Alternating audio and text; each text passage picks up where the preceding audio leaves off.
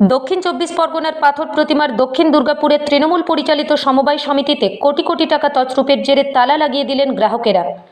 এক সপ্তাহ ধরে তালাবন্ধ সমবায় সমিতির অফিস। প্রাথমিকভাবে 7 কোটি টাকা তছরূপের অভিযোগ উঠেছে। গ্রাহকদের চাপে সমবায় সমিতির সম্পাদক ঢোলাহাট থানায় লিখিত অভিযোগ দায়ের করেন। সেই এফআইআরের ভিত্তিতে গ্রেপ্তার সমবায় সমিতির ডিরেক্টর স্বপন কপাট। ধৃত স্বপন কপাটকে মঙ্গলবার কাকদ্বীপ মহকুমা আদালতে পেশ করা হলে 3 দিনের পুলিশ হেফাজতের নির্দেশ দেন বিচারক। তবে প্রতারিতদের দাবি এক স্বপন কপাট নন, এই আর্থিক দুর্নীতিতে সমিতির সমস্ত সদস্যই অভিযুক্ত। প্রয়োজনে সিআইডি বা সিবিআই তদন্ত করা হোক। স্যার, আমরা বিগত 5-7 বছর ধরে ওখানে গ্রুপ করেছি। তো গ্রুপ করার পরে ইনিশিয়ালি একটা প্রবলেম আমরা জানতে পারলাম যে সমিতির কিছু টাকা এদিক ওদিক হয়েছে। তো সেটা তো আমাদের দৃষ্টান্তে নেই।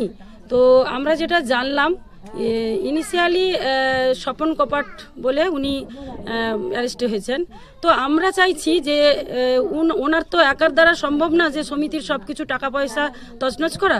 তো আমরা চাই একজন কেন সাজা পাবে, এখানে যারা জড়িত আছে সিডিআই দিয়ে তাদেরকে তদন্ত করলে, হ্যাঁ সিআইডি দিয়ে তদন্ত করলে এটা স্যাটিসফাই হবে যে টাকাটা কিভাবে কি হয়েছে সেটা থেকে জানা যাবে। তো কিছু কিছু গ্রুপ দুর্নীতি হয়েছে আমরা খবর পাচ্ছি 6 কোটি মতো টাকা এরকম। কিন্তু আপনাদেরই জমানো টাকা?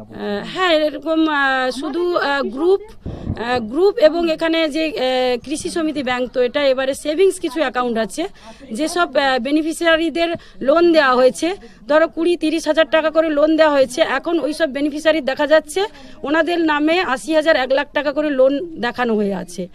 তো এরপরে কিভাবে কি হয়েছে সেটা তো তদন্তের বিষয়। আমি দক্ষিণ দুর্গাপুর সমবায় সমিতির সম্পাদক এবং তপন হালদার সভাপতি। তাদের হয়ে আমি একটা অভিযোগ করেছি, কেননা দীর্ঘদিন আমরা 5 বছর বিগত 2017 সালে আমরা নির্বাচিত হই। নির্বাচিত হওয়ার পরে ও আমাদেরকে থেকে না সই করে নিজের থেকে সব করতো। এবং স্বপন কুমার কপাট কি পদে আছে?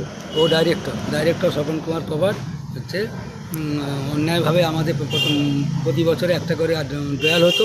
কিন্তু দেখা গেল আমাদের অজান্তে প্রায় বছরে 4টা-5টা করে ড্রয়াল ও পাস করিয়ে অন্যায়ভাবে টাকাগুলো নিয়ে বেনিফিশিয়ারিদের সই না করে টাকাটা ও যে থেকেই নিয়ে নিত।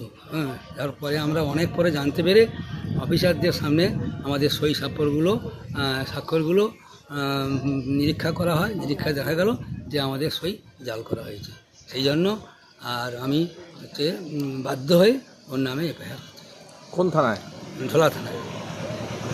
কত টাকার? আমার হিসাব তো প্রায় কাছাকাছি 6.5 লাখের এফআইআর, 6.5 কোটির এফআইআর। কি চাইছেন আপনারা এখন? আমরা চাচ্ছি যে মূলত বর্তমান কোনো কিছু বেনিফিশিয়ারি টাকা পায়নি, প্রায় 20 লাখের মতো। ওই টাকাটা 3-4 দিনের মধ্যে যে কোনো উপায়ে দিয়ে দিতে হবে, 1 নম্বর। 2 নম্বর, ও ব্যাংকে যেসব টাকাগুলো ব্যাংক কর্তৃপক্ষভাবে যেন ও শোধ দিয়ে দেয়, যেটা ও অফিসিয়াল স্টাফকে লিখিতভাবে দিয়েছে এবং আমাদের রেজিস্ট্রেশন করা আছে, তাদের টাকাটা উল্লেখ আছে।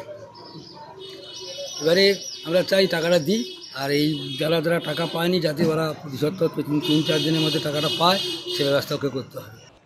পাথর প্রতিমা থেকে রবীন্দ্রনাথ পড়ুয়ার report, Sundarban green news. Sundarban green নিউজের সমস্ত খবর সবার আগে পেতে আমাদের চ্যানেলটিকে সাবস্ক্রাইব করুন এবং পাশে থাকা নোটিফিকেশনের বেল আইকনটি বাজিয়ে দিন।